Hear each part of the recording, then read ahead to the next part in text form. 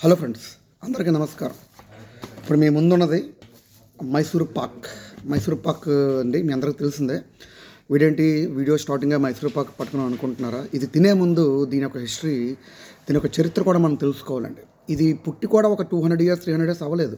ఒక 120 135 ఇయర్స్ మాత్రమే అయిందనమాట. ఇది ఎక్కడ పుట్టిందంటే కర్ణాటకలో అనమాట. కర్ణాటక సంస్థానంలో ఓ రోజు మైసూర్ అనే ఊరిలో కృష్ణరాజు అనే ఒక రాజు అండి. కృష్ణరాజు గారు కాదు, రెబల్ స్టార్ కృష్ణరాజు అనే ఒక రాజు మహాభోజన ప్రియుడు మనలాగా. అతనికి మంచి మంచి వంటకాలతో పాటు భోజనం తర్వాత ఎప్పుడు మంచి స్వీట్ తినే అలవాటు కూడా ఉందన్నమాట. అలాంటి తరంలో అక్కడ ఒక వంటవాడు పనిచేసేవాడు. ఆ వంటవాడి పేరే కాకాసుర మదప్ప. ఆ కాకాసుర మదప్ప ఒక రోజు వంట అయిన తర్వాత స్వీట్ ఏం చేయాలో తెలియని ఒక టెన్షన్లో అక్కడున్న శనగపిండితో పాటుగా వేడి పాకంలో బాగా కలిపి యాలక్కాయలు బాగా దట్టించి అది రాజుగారికి ఇచ్చారు. రాజుగారికి అమితంగా ఇష్టమైంది. రాజుగారు అడిగారు దీని పేరేంటని.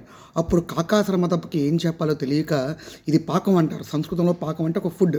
సో మైసూరులో పుట్టింది కాబట్టి ఆ పాకాన్ని శనగపిండిలో కలిపాడు కాబట్టి మైసూరు పాక్ అనేసాడు అనమాట. ఎవడు? ఆ కాకాసుర మదప్ప, ఆ ఒక వంటవాడు. సో రాజుగారికి బాగా ఇష్టమయ్యి ఈ రుచి నాకు మాత్రమే కాదు 10 మందికి తెలియాలని చెప్పేసి అప్పుడున్న బ్రిటిషర్స్కి అట్ ద సేమ్ టైం కొన్ని షాప్స్ ఓపెన్ చేసి ఆ ఊరు ప్రజలందరికీ ఈ మైసూర్ పాక్ బాగా అలవాటైంది. అది దీని కథ యొక్క చరిత్ర.